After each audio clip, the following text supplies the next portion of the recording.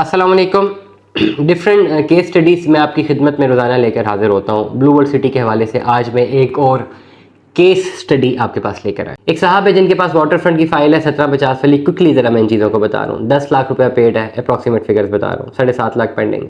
वो कहता है कि मुझे जनरल ब्लॉक में कन्वर्ट करना है, मुझे क्या करना चाहिए। जनरल ब्लॉक में कन्वर्ट तो बाद में होगी, सबसे पहले अपनी फाइल के इकोनॉमिक्स को समझना है। क्या है आपकी फाइल के इकोनॉमिक्स? क्या आपका 10 लाख पेड है, 7.5 लाख रहता है, तो सबसे पहले 7.5 लाख रुपये आपने कैश एक पे करना है। नंबर 1, डेवलपमेंट चार्जेस इसमें 18 लाख रुपया लग सकते हैं, आपको वो भी पे करने पड़ेंगे। 25 लाख रुपया ये आपको पे करना पड़ता है। प्लॉट आपको फ़ौरन नहीं मिलेगा, प्लॉट आपको आने वाले टाइम पे कुछ टाइम बाद, 8-10 साल बाद, 6 साल बाद, 7 साल बाद मिलेगा।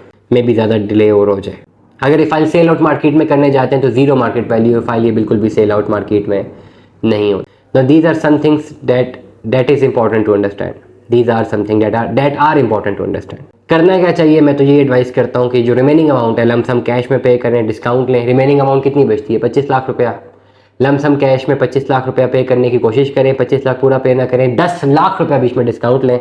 15 लाख रुपया कैश दें, साथ फाइल दें, प्लॉट को शिफ्ट कर दें general block sector 7 develop sector के ऊपर, और उस प्लॉट को लेके छोड़ दें। 2-4-5 साल बाद उसमें ये पोटेंशियल है कि वो आपको प्रॉफिट दे जाएगा, या आपके जो एग्जिस्टिंग जो आपकी अमाउंट है जो पेड है एटलीस्ट वो बाहर आ जाएगी। This is the only way out.